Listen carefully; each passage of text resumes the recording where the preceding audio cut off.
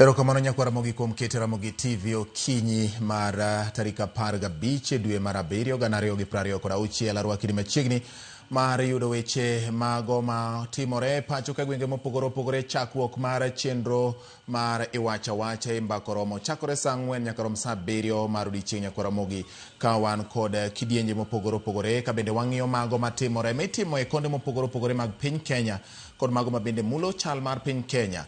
Wang'iyo nigi kendo kama gitimore wabiro keto nigi ayanga mondo wanyisi ni mae kama weche timore mage joma timogi to gi gimomiyo bende gitimore.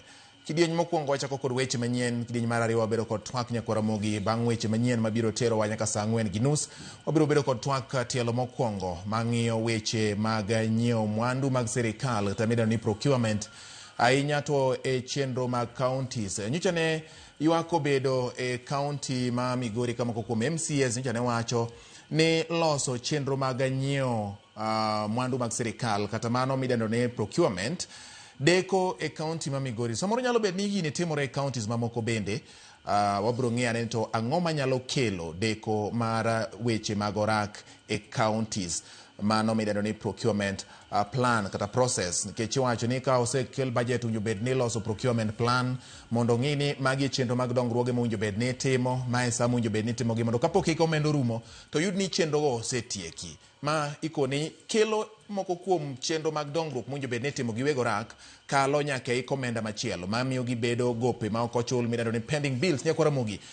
Magi bende kelo rem chopo dongruoge winjo bed ni timo e kinde ikomenda. Dwani yang mago mbaka e sula mokwongo kata mar ariyo bang' weche manyien eka bang'e wabiro bedo kod twak machielo mar weche mag pith yien. Nyojo koro chal kor lwasi okoni El Nino chiegni chopo.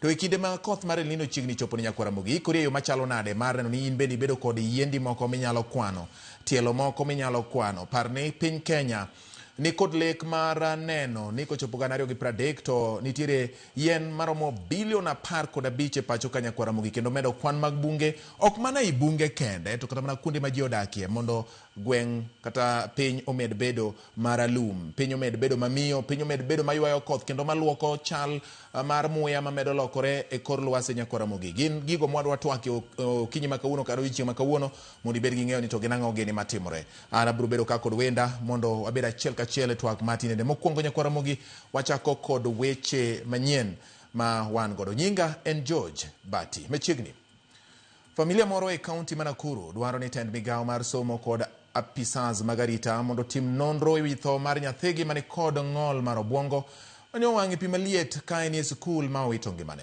Familia no wacho ni giyudo milome kowuok kuom skul ni nyathigi masomo e skundno nyisgi ni wuodgi nolwar e sufuria mani kod pi maliet kendo yudo adhonde maricho. Kata kamano nyathigi no mikoni nigi tuo mar obwongo nowito ngimane ka noyudo thieth kama jochiw thieth wacho ni ne owang' atamalo 52. Komanda mar obila ma Nakuru East Isaac Kimwele wacho ni nonro pod dhi nyime e wachno.